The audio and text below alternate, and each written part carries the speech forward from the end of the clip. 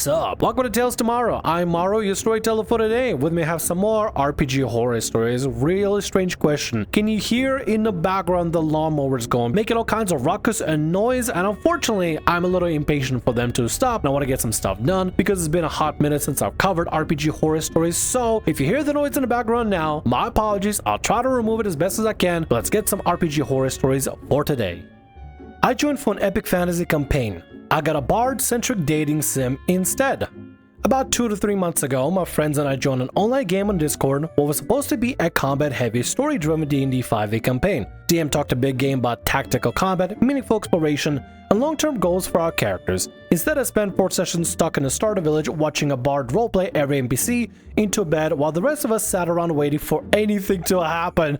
That is hilarious! I think just last video we talked about how bard basically wanted to flirt up with everybody and didn't get to do so because of playing a more hardcore, gritty game. Maybe it's the same bard going to a different game with a different DM, but this time the DM lets him riz up everybody and only lets the bard play. How crazy would that be if the story from last time was the same bard? That'd be hilarious. The idea for me is funny as hell, probably coincidental, but let's continue. Players in the story were me, female asexual human paladin focused on service and justice. Wizard, my IRL friend, played a studious human wizard. He's more of a quiet type but extremely enjoyable to play with. Halfling rogue, nice enough but easily distracted. Tiefling bard, self-declared lover of all things living. DM claimed he had 10 plus years of experience running games. Session 0. Promises are promises. This campaign actually had a Session 0, which made what felt even more disappointing. DM gave us a decent pitch. This game will be a mix of tactical combat and world exploration, with RP opportunities to follow your characters. Personal goals, expected 60% action, 30% travel and survival, 10% downtime and social scenes. So, what is your character goal in the world? Which explained what we were hoping to do with our characters long term. I wanted to make a chapel and help the poor of the land. Wizard wanted to make a magic library. Rogue wanted to make an underground black market network that connects all cities in a realm. Everyone seemed on the same page. Until the bard said he wanted to run the most famous and desirable brothel in the kingdom. DM laughed and said, "That'll be interesting. We'll make it work." You will? Session 1. Solid start, sudden cringe. We opened with a goblin ambush on a trade route. Cool, clean, and simple. Had the front line, wizard tossed some cantrips, and a bard actually used bardic inspiration like a team player. I thought, maybe this will work out. Reached a small village to regroup. There, we were told a young goblin had been kidnapped by goblins. Solid quest hook. While I was asking around, a barmaid randomly hit on my character, suggesting we relax upstairs together, and then invited the bard to join. It was out of nowhere and immediately weird, especially since I had already established my character was asexual and not interested in relationships. I said no, both in character and out. The DM just chuckled, shrugged, and moved on. Weird? Hold on a second. So we go into the village, and then somebody's like, oh, another quest hook. A girl was kidnapped by goblins, and suddenly like, yo, you want to go upstairs and have a little bit of relaxation time, a little bit of menage a trois, a little bit of three-way? I feel like maybe DM and bard are in cahoots with each other and potentially trying to make the game extra flirty in some way. Or maybe they're just going after the paladin character because they're like, hey, flirt-a-thon with the paladin character. Or maybe the player themselves. I don't know. Kind of a weird thing to do, but let's continue. Session 2. Bartering and flirting while the plot dies. Rogue decided she needed more gear before we could pursue the goblins. Reasonable, until turning to a 19-minute haggling scene over rope, caltrops, oil, food, and ball bearings. She has a shopkeeper about the tensile strength of the rope, try to haggle down rations by complaining about mold, roleplayed swapping lockpicks for a future favor, and asked for an artisan-crafted flask of oil. DM played it all out in excruciating detail. Meanwhile, the bard was back at the tavern seducing the barmaid and getting bonus stew for being charming. The DM was loving it. Wizard and I kept trying to steer us towards the goblin camp. DM told us, they're still having fun. We'll get there. We never did. Okay, having some roleplay for shopping and stuff is fine and well and all, but at some point, some haggling could probably be expedited and stuff. Or roleplaying like this, the whole like flirting up and charming for some stew. I mean, maybe the DM specifically is loving the roleplay, loves the interactions, loves getting to the characters and stuff. So it's fine to have some delay here and there. Listen, I don't know, like some DMs can just be like, hey, this game is gonna be mostly this, that, and this, and it turns out maybe the DM just really loves roleplay, or maybe they just love the characters, they just fell in love with them, they just got hooked on, I don't know, the roleplay in the moment. Who knows? Maybe it will get better by next session. Session 3. Interrupted plans and unwanted propositions. 3 sessions in, still in the same village. Finally found a scout NPC who had seen goblin tracks in the forest and started planning a mission with him. I was genuinely excited, finally a moment to actually do something productive. Then the bard wandered into the scene and, as usual, tried to seduce the NPC mid-conversation. The scout, apparently swayed, turned to me and said, maybe we could talk strategy over drinks. You, me, and your gorgeous friend there. DM laughed. The bard laughed. I said they're stunned. I said I wasn't interested in character and tried to steer things back to the actual mission. The wizard made an excuse to leave early and disconnected from the session, and then messaged me privately. I'm seriously considering leaving. This is going nowhere and DM seems to only care about Bard and his cringe flirts. I convinced him to hang out for one more session, saying maybe now that we have the scout we have no reason to stay, we'll be able to follow the lead. I wish I hadn't. To be fair, and you know, devil's advocate, I'ma play that because tiefling and everything, but to play devil's advocate in this situation, maybe this one of those DMs that genuinely wants players to have this presence in the world. And maybe because the bard is actually rolling really high on charisma checks, persuasion and stuff like that, rolling to seduce or whatever, maybe they're actually rolling this much or rolling really well, and DM is throwing them a bone and being like, okay, well you rolled extremely well, so might as well turn the situation from more serious into maybe like a little bit more flirty, a little bit fun. Maybe they got inspired by specific media. I don't know. There could be anything going on. I get that player wants to get the ball rolling, and I fully understand they shouldn't be just stuck in a town flirting continuously from session to session to session. They should actually get the plot moving forward instead of just focusing on RP and flirting. I get RP is important in teach RPGs and stuff, but at some point you got to get the ball rolling. We already had a flirtathon last time and a lot of time spent in town. Got to get it going at some point, you know? Session 4, Brothel Investigation. We were still in the same town. The bard suggested we investigate the local brothel for clues about the kidnapped girl. Yes, seriously. The DM, of course, went along with it and gave a full monologue describing the velvet curtains, the diverse cast of workers, and the various theme rooms. The bard invited all of us to join. We all refused. I said, we already know where the goblins are located. We have a guide and gear there, and there's literally no reason to delay the mission more. And if we waste any more time, the girl will probably die. Rogue and Wizard agreed, and asked the bard to please just come with us and do the quest now that everything is ready. Made more arguments to just do the job until DM interrupted. Well, since he's the only one wanting to go, I will do his scene quickly in a brothel. So the rest of the session, DM only roleplayed with the bard as he flirted with brothel workers, fished for rumors and pillow talk, and made vague innuendos about unlocking hidden plot lines. The rest of us, me, Wizard, and Rogue, just sat there, muted, waiting, doing nothing. After the session, the Wizard and I left the group, and Rogue messaged me. She left a few sessions after saying the bard got weird towards her character too. I am so sorry. I am so sorry. What the DM is doing is absolutely nonsensical. Making everybody else wait. Oh, well, the one bard player wants to really go into brothel, and I really want to roleplay the weird escapades with them because it's my kink maybe. I don't know. Listen, I know I talk about like kinks and everything, and maybe I'm just assuming the worst out of the DM, but the DM specifically prioritizes not the majority of the party that actually wants to get the plot moving, get it on the back on the plot train, chugga chugga choo choo, but instead wants to focus on the player that wants to not focus on the plot, just want to go flirt in a brothel so they can roleplay flirt with them through pillow talk and stuff, which is actually a perfectly astute way to describe the hanky-panky pillow talk in there. But prioritize specifically the player that wants to do roleplay related stuff that has nothing to do with the plot itself, but just more flirting. Like if the DM wants to run these kind of games where it's less serious and more silly and more flirty and stuff, just advertise the game as that. Just simply advertise the game as that. I'm glad the DM and Bart found each other. I'm so happy for them. I'm glad they're jiving, and I love the roleplay and getting to do some, I don't know, roleplay canoodling.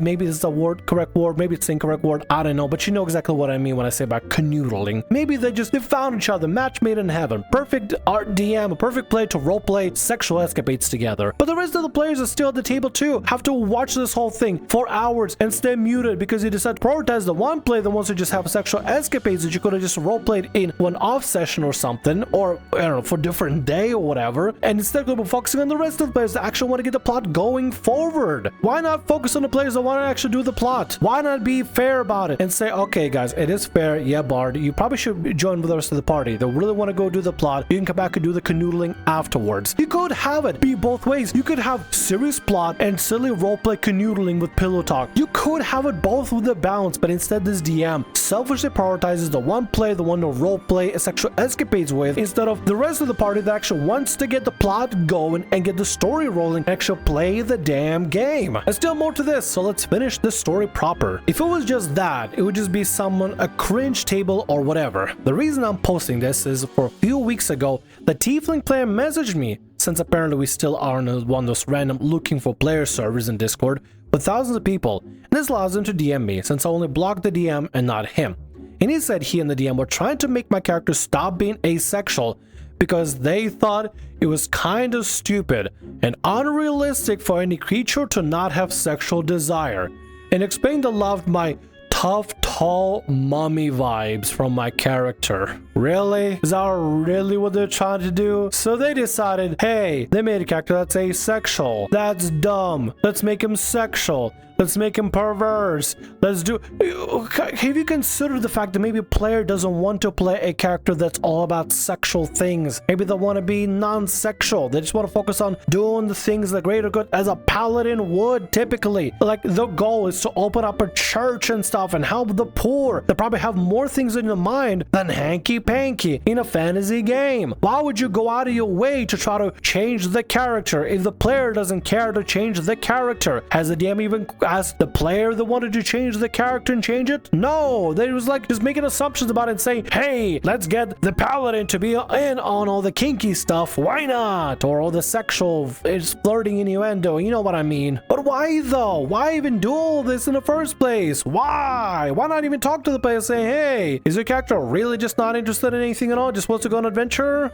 You could just ask the player the question. You just ask the player about it instead of doing this weird, stupid plotting. This stupid plot is just dumb. After I left, my character changed religion and became a priestess of the god of love. And he had tons of not safe for work art he commissioned and wanted to share to all players that played on the campaign. Apparently the campaign kept going with the new players. The arts were mostly my character dominating him on a threesome with a barmaid, one with a scout, on other art with random NPCs where she broke their chastity belt using her bare hands. Apparently, Rogan Wizard was not spared from not safe for work treatment and also got those weird arts. We immediately blocked and reported him from the server administration for harassment. Good lord, there's a lot to unpack here, but ultimately, the bard was a problem player, and in this situation, problem DM and problem player found each other a match made in heaven. Two perverts that can just perv out and flirt around and flirt with barmaids and have menage a trois, three ways, or whatever they decide they want to do. They commission as many not safe for work arts as they want to. But if somebody is not interested in your weird, like, flirting, not safe for work art stuff and kinks, fetishes, flirtathons, whatever, DM sucks in this situation, the bard sucks in this situation, and honestly, y'all stayed around for a game that could have been great. It could have been great. It started off swell. Could have been fantastic. Could have been a nice balance of both flirty roleplay without going too extra into things, as well as adventure and heroics and stuff, you know? Anyway, sorry that was your game, and hopefully you never have to run into with this DM or player ever again. Let's move on to the next story for today. Player gets mad that aren't invited to a game which doesn't exist. I joined an online tabletop game advertised at college where I had the most experience. For 2 months, everything went smoothly until one session when I casually mentioned a sci-fi world I was developing. Asked for opinions on a couple of factions, with no intention of running a game anytime soon due to my busy schedule. I assumed everyone understood this, but I was mistaken. One of the players, Ben, playing an elf bard, misunderstood and thought I was planning a game without inviting him. Instead of clarifying with me, he adopted a passive-aggressive attitude, portraying his character as a grudge-holding dwarf. Initially, I brushed it off, attributing to Ben's role-playing style. As session progressed, Ben's character became increasingly rude and insulting to both PCs and NPCs alike, behaving like a spoiled child. Eventually, Sarah, another player, confronted him in character, but Ben deflected with more in-character sulking. The situation escalated until the entire party, including our GM Henry, confronted Ben about his disruptive behavior. It was then that Ben openly accused me of excluding him from a game I wasn't even running, resorting to personal insults and disrupting the game environment. Thankfully, Henry intervened and removed Ben from the call, preventing further conflict. Henry later messaged Ben and removed him from the game due to his combative behavior and baseless accusations. I confirmed with other players that they understood I was running a separate game, yet Ben persisted in his misguided belief. Since then, I haven't had any further interactions with Ben. That is crazy! Imagine you playing a D&D game or whatever you're playing, and suddenly somebody's like, hey, what do you think about this faction and stuff? I'm writing some things here and there, but it's not gonna be a game or anything. Like, I'm not gonna run anything specific because I'm just too busy and stuff. But what do you think? Some feedback. And Ben was like, a game without me? Oh, melodrama. I gotta be a sulky little bitch and make everything about me and pout and throw tantrum. And what do the kids say nowadays? Yeah, I gotta crash out in every single game and be a pouty little mamby-pamby baby about it. Boo-hoo-hoo. I didn't get invited to this game that doesn't exist. Oh, woe is me. Woe is me. Let me make everybody else at the table feel miserable over a game that's not even existing. This game doesn't exist. It's not being run. It's not happening. But Ben is making it everybody else's issue, and he is that hurt about it that he's ruining a whole other game that he's playing currently because over a game that doesn't exist. Lunacy. Thank you for the DM to remove Ben and tell him that this kind of behavior is not going to be tolerated. This is crazy. Insanity. He's literally ruining it for everybody because he assumes something is happening when it's not happening and just sulking for the sake of sulking. Crazy. Let's move on to the next story for today. Politely ask player to tone down the silliness. He rage quits and calls me ableist. I have a longtime friend who is a goofball to put on mildly. He knows I've been into RPGs for a long time and has been trying to play with me for the last few years, all attempts being a bit disastrous. First attempt, he doesn't pay attention and makes jokes the entire time. Second attempt, he quits the week before the first session. Third attempt, he quits hours before the first session. Fourth attempt, he shows up 2 sessions, argues with the DM about lore, randomly decides his character is racist against gnomes because another player is playing a gnome. They get sick and announces he's quitting the campaign. For some reason he believed that he missed 1 session, he would be kicked out, so he just preemptively quit. I know saying all this makes him sound bad and makes me sound monumentally stupid for giving him a 5th chance. That's because I'm monumentally stupid. At least you have the balls to admit that some people think themselves like, I do nothing wrong, but in this situation you generally just admit, yeah, I was being stupid. Having self-awareness I think is more important than wanting to be right or wrong or whatever. I find value in somebody that has self-awareness over their actions, over the mistakes they make, somebody that can learn from their own previous mistakes. Like people, we're all gonna make mistakes. I'm gonna make mistakes, you're gonna make mistakes, we all make mistakes. There's nobody perfect out there. The most important thing I find in a person is if they have the self-awareness to learn from their own mistakes and understand what they did is wrong and what they could do in the future for their personal betterment, basically. As an RPG, I've been wanting to start a campaign off for a while, and he knows this. Once I finally got the chance to start it, I told him, but I emphasized, hey, this is going to be a serious horror campaign. I know you feel bad about messing up all the other times you try to play. I want to give you another chance, but you need to be sure you're ready to be serious for this serious campaign. If that doesn't interest you, it is completely okay to miss out this one. I would rather you tell me how you can't do it than have you drop out later. He assured me many times that he has learned his lesson and can be serious for this serious campaign. Later he told me he thought by being serious meant paying attention to what's going on. You know, the bare minimum. So the first session he is being goofy, can be kind of annoying, but whatever. We're just starting and he's getting used to it.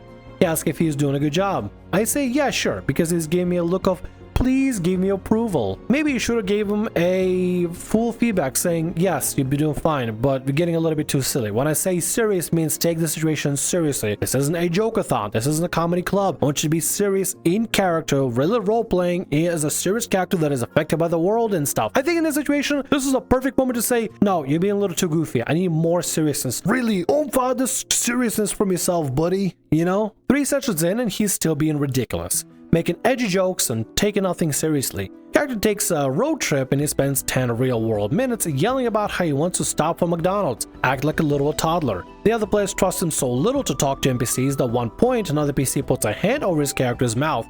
Not in real life, of course, he just narrates it to get him to stop screwing him over. He spends several minutes making loud exaggerated noises of him muffled screaming to his hand, to the point I have to tell him to stop because it's making it hard to hear the other PCs who are actually talking. At the end of the session, he asks the other player if he is being too annoying in the same please give me approval tone. I could tell they're a little uncomfortable, but because it's not a big deal and they're nice guys, they say, oh, he's annoying, but in a funny way. This is the perfect time to be honest with the guy and just be like, look, you're being a little bit too silly. We are right now on the 11 goofy meter. We need you to add a 4 at least. Can we do a 4 for the next session? Not a complete, 1 or 0. Just, take it down from 11 to a 4. How about we do that? How about start with baby steps? Get it to be a more serious gradual over time until he becomes a gruff, serious character for this campaign. That's supposed to be serious. That he agreed to be serious for. I get maybe it could be like a class clown syndrome. Sometimes you have this thing where you gotta be the center of the party, the life of the party, the center of attention, and you go into the full class clown and be as obnoxious as possible. YouTubers from 2014 level obnoxious, where you're screaming and being loud. Loud noises are funny, guys. You know the one, right? You know the one. Or watch Markiplier or PewDiePie or really any of the YouTubers from back in the day. You know the one. I spent a while trying to think if I should bring it up to him. Yes, you should have. How I should bring it up to him? Directly. It's the easy answer. If it's even worth bringing it up at all. Clearly, the other players aren't that uncomfortable with it, but they probably would have said something at this point. So maybe I'm just the problem for expecting better. This was the campaign I've been dreaming of for over a year. Maybe I'm just idealizing it too much. Of course, it's not going to be perfect. It's not going to be perfect, but I think your other players just being extremely patient and tolerant with somebody that honestly should be told, hey, knock it off, knock off this silly. We gotta go from 11 goofy meter to a 3 or 2, preferably a 0 at this point. Come on, might as well chop shop. We already had so many sessions. How many times do I gotta tell you this? And it's fine not expecting everything to be perfect. Nothing's gonna be perfect. But in this situation, what you have going on here is you have a player being a literal disruption. You have to ask the player to stop being a disruption or tell them that you can't just have them at the table if they're gonna continue being a disruption this way. Eventually, I decided to send him a message and spend a good amount of time making sure it's as polite and non-aggressive as possible. I use I feel sentences, the dear man technique, every health communication strategy I know to be clear that I'm not mad at him. This is a problem we can fix together, and I'm here to support him in making the necessary changes. Smiley face. Aww, I appreciate you being nice to your friend, for real, I really do. But you know what friends do? They be direct to each other. They be direct and open to each other. I understand not all your friends are going to be able to take direct stuff seriously, but I prefer a friend not giving me a softball, but being direct and upfront. I don't know how other people are. I mean, if y'all, prefer some other specific approach, I don't know, let me know in the comments below what you prefer, what works for you. I want my friends to be honest, unapologetic, and just tell me how it is. If let's say I'm being a jerk out of for whatever reason, or if I'm being extremely irate, I want them to be like, yo, you good? I noticed you being kind of irate and being kind of a dick the other day. What's going on with that? What's up with that? What's happening there? If I'm doing something that's gonna be bad for me, I want my friends to call it out and kind of, keep me in check. If something is going on and I'm acting weird or behaving weird, I want them to just be upfront, say, hey, the other day when you left the Discord before you grumbled off and stuff, that was weird. You good? You okay? Because listen, sometimes we all get like that. I want my friends, personally, I would want my friends, the people that I trust, to keep me in check and be direct to me. I don't know how the people do it, but I feel like being direct is the most easiest way to do so, because a true friend will just tell you how it is. They're not gonna try to tiptoe around you or try to obfuscate things or being a little bit mysterious about it. They would just tell you how it is, because it would be better that it's better if you heard it from your friend than you heard from anybody else at this point. And I feel like you probably should have been a little bit more direct and be a little more front and say, you're being way too goofy. You need to be serious next game because you're actually being a disruption. You're disrupting the game itself. I want you to be there, but also I can't have you be there if you're gonna be a disruption. So either we gotta fix this or I gotta remove you. It's an ultimatum in a sense, but I feel like the most direct thing to do was just to be direct to the guy. Ultimatums or no. At first he responds somewhat okay. I can tell he's mad, but at least he's hearing me out. Again, I make clear it's not a big deal. I'm sorry I didn't bring it up earlier. Just want this to be fun for everyone. I'm pretty satisfied with the way the conversation turns out. Hooray for communication! The next day he texts me, how are you? And I know a crap storm is coming because he only ever asked me how I am if he wants to tell me about his problems. Red flag in retrospect. He says he wants me to kill off his character, and I get ready to assure him either that he can continue playing the character or the game as a whole, we can work through this. I don't expect him to respond that he no longer wants to be friends. He says I clearly hate him, and it's ableist for me to say he's not being serious because it's his mental illness fault he acts that way. I don't know what mental illness he thinks is causing him to make dick jokes. He says to never contact him again because I asked him to tone down the craziness. Now that the shock of losing a friend has passed and I stopped blaming myself, It's really hitting me how absurd the entire situation is. What the actual frick just happened? Why was I even friend with him for so long in the first place? Janely, what the hell? Sometimes you need to have a rough moment like this to get yourself to wake up, smell the coffee, and say, what the hell even happened? Why was I putting up with this the whole time? It's really strange for the guy to immediately jump to accusing you that you're like apparently ableist for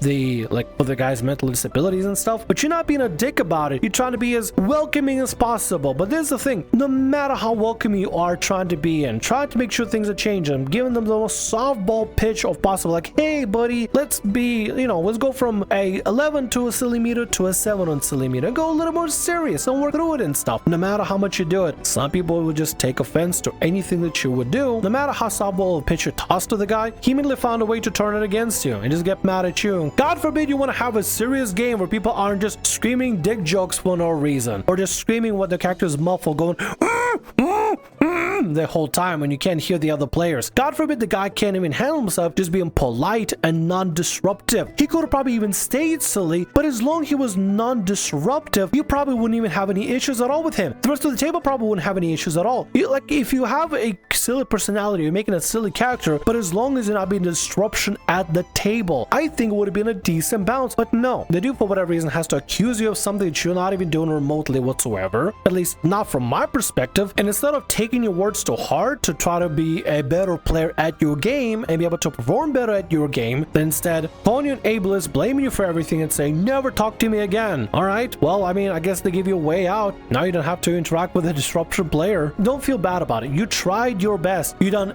everything you could to try to get your friend involved, especially with the fact that they were constantly in and out of games and just didn't work out. Some friends are just not good for, like, they're not good D&D friends or good TTRPG friends. You know, some people just aren't able to withstand the fact that some TTRPGs may require somebody to be a little more serious and less on the silly side. Maybe it's for the best that you don't have to deal with somebody like that. That's gonna like take the things you're trying to do in order to make sure that they can be like welcome to the game and stay in the game and just not be a disruption at the table, but instead they take offense to it, call you an ableist for whatever reason, and then just lash out at you. You don't need that in your life. Anyway, wishing you the very best with the game. Hope everything's going well. I'm gonna end the video right here. My voice is getting a little bit hoarse. I woke up at like 6 in the morning, so I think I'll end it here for now. And with that, that's gonna be all our stories for today. I want to thank you very much for watching, and thanks so much for being here. If you like what I do, consider subscribing to the channel and leaving a like. Also, if the RPG Horror Stories ever goes down, or if you want to submit your own personalized horror story, email is down in the description below. I'll see you again in more Tales Tomorrow. Bye-bye.